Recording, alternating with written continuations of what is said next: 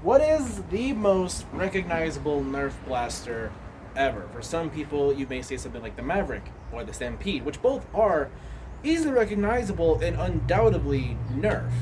They're blasters that you could go and show them to your grandma and she would probably recognize them as, oh yeah, that's one of those Nerf guns, right? And she would be correct. However, today with me, I have a blaster that I think is not just easily recognizable, undoubtedly Nerf, but it is crucial to not just the history of Nerf, but part of its legacy.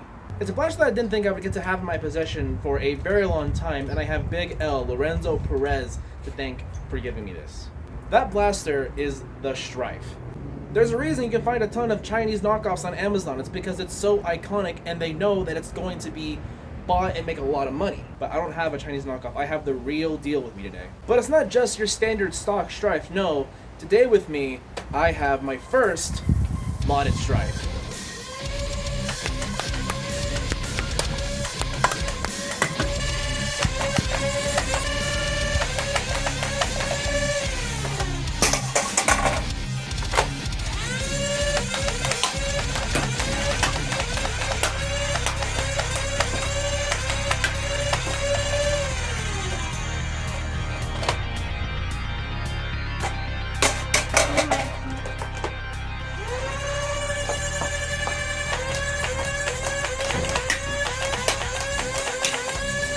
Not hitting anything. What did you... Elite darts?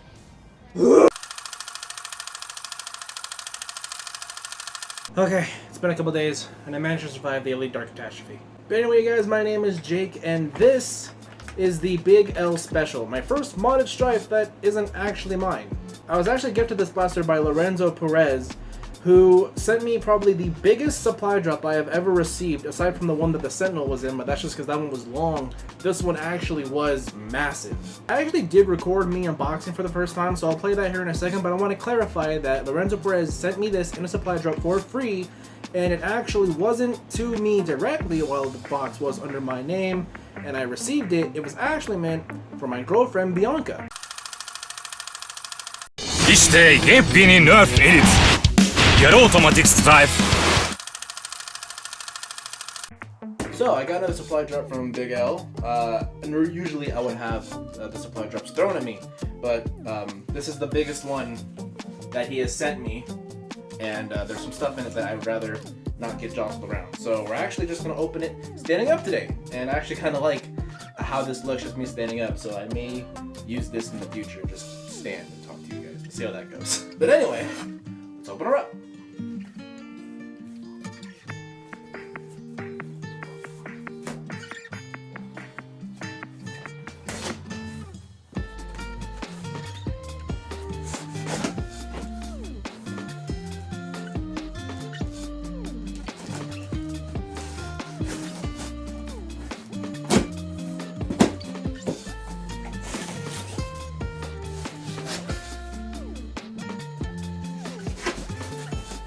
Alright, it's open. Now, to unveil.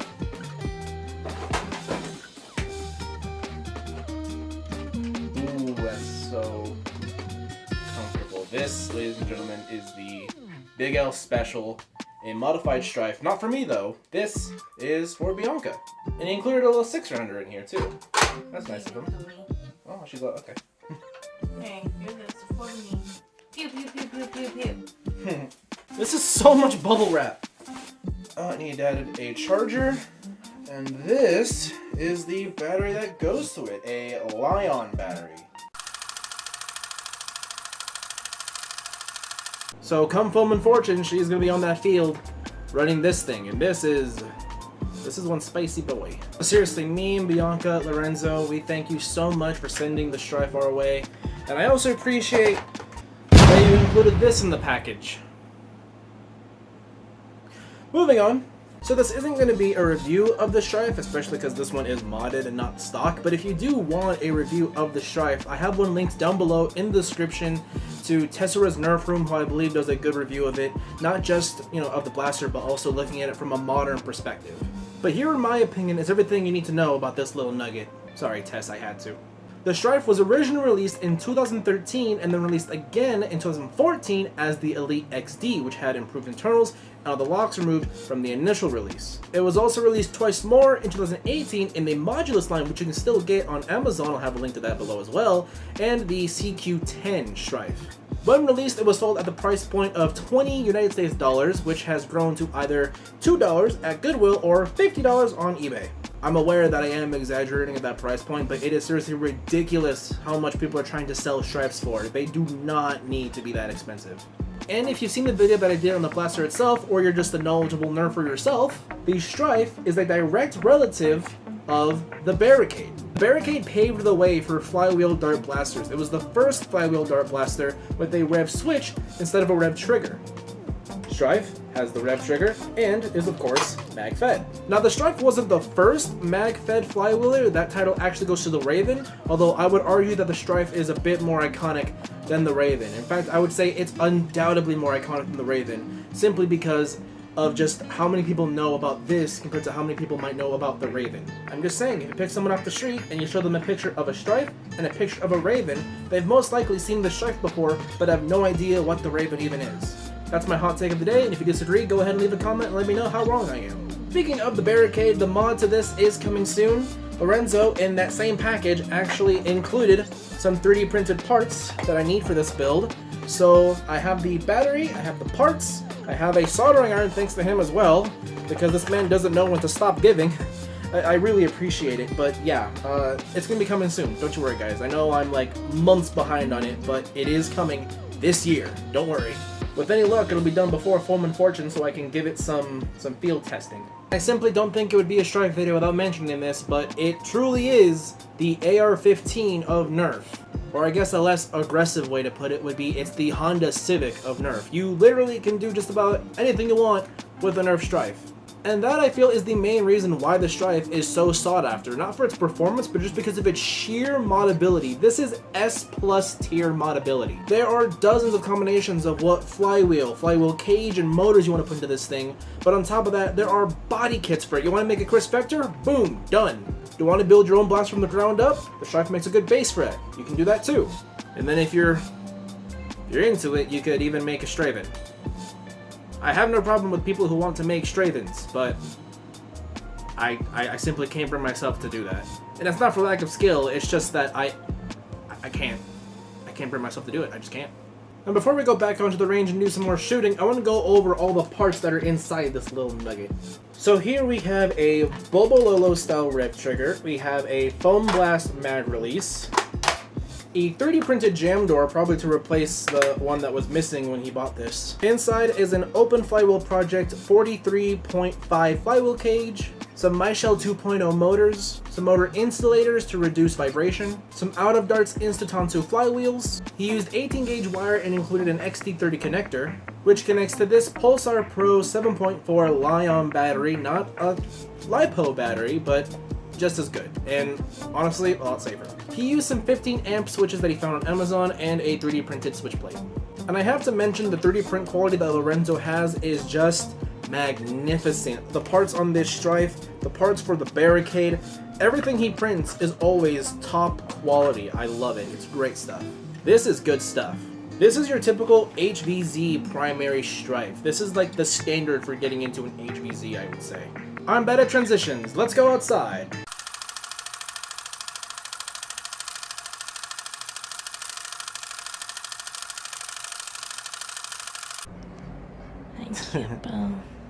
Jeez.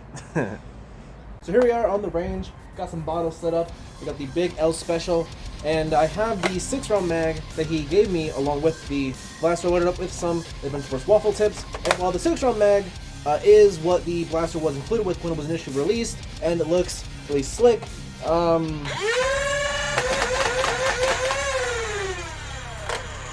Yeah, it runs out kind of fast. 18-round stick mag with Adventure Force waffle tips going in. I should also mention this is not necessarily going to be a very scientific range test. We're just having fun with the Big L Special. It's just fun to shoot a modded Stryfe, so that's what we're going to do, is just have some fun. But you've already seen me shoot it enough in the intro, so I'm going to pass this off to its rightful owner, Bonka. Now Bonka, describe the Stryfe in 3 words. I like that it's small because I have small hands. I like how fast it rings up. Really nice. Yeah, that's more than 3 words, but thank you.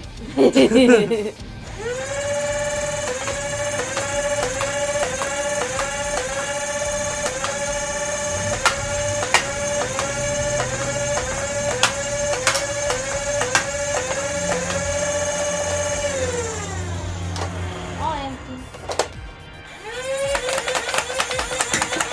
Tag in, tag in!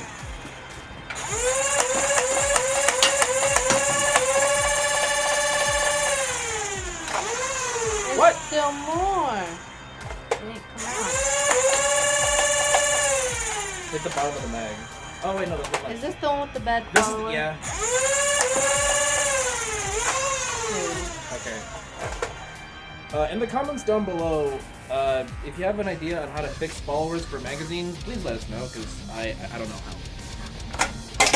And just for fun, I brought out one of my 18 round drum mags, but I swear these things hold 20, but whatever, 18 round drum.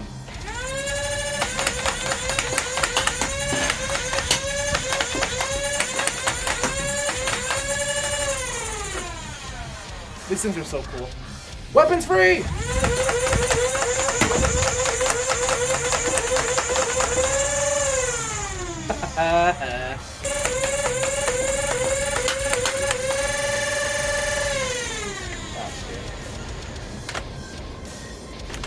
Bit too many?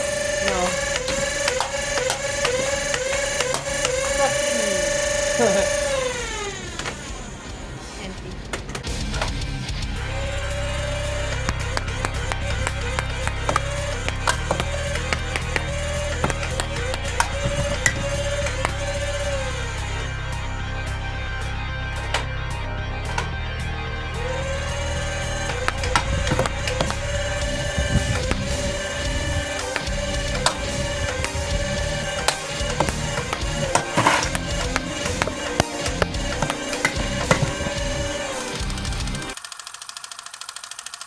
Whew, wow, that shooting was so fun, wasn't it, honey?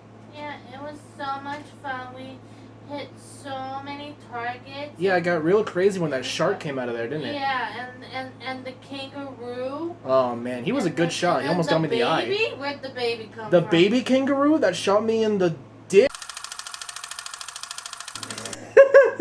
All of that definitely happened. If you didn't see it, you didn't watch close enough.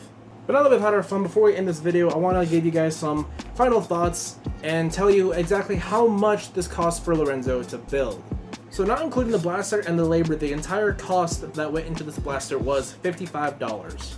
Now when you take into account that some blasters in this hobby can be as expensive as $300, $400 with machined parts and fully engineered and manufactured shells and everything, $55 doesn't seem so expensive, but for some of us just starting out, that is pretty expensive. It's not highly unobtainable, but it's a pretty large number for any unsuspecting starter.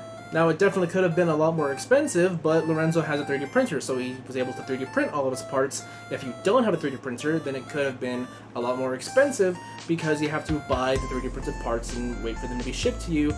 But, you know, you could invest in the 3D printer, and then that's a one-time purchase, you have it forever, but that's a lot of money to be dropping on, you know, a piece of tech.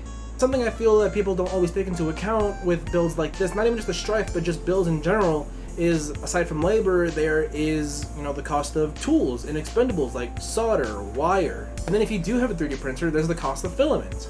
Now I'm lucky enough to be in a position where I have someone like Lorenzo in my circle who is gracious and, you know, gifting me, you know, a whole modded Stryfe and a soldering iron, but not everyone is in that sort of position. My advice to you, if it's your first time modding a Stryfe or modding in general, is you can go slow. You don't have to jump right in and go straight to something like this. A simple rewire and learning the ropes is enough to get you some good performance. I say that, and yet my first rewire / lipo mod is a full upgrade of the barricade. Maybe it's hypocritical, but at the end of the day, remember this. Modding is about what you want to do.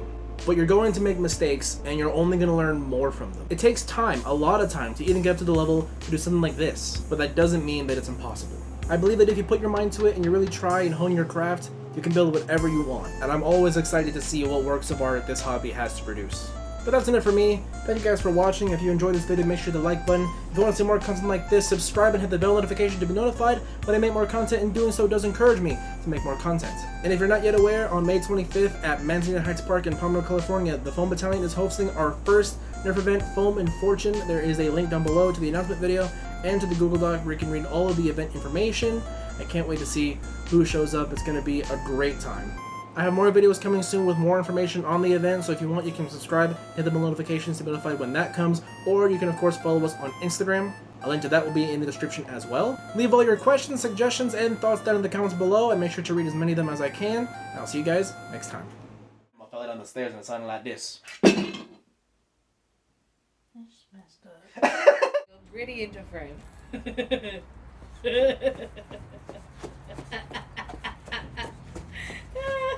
I'm gonna keep that in as a blooper. Put that at the end of the video.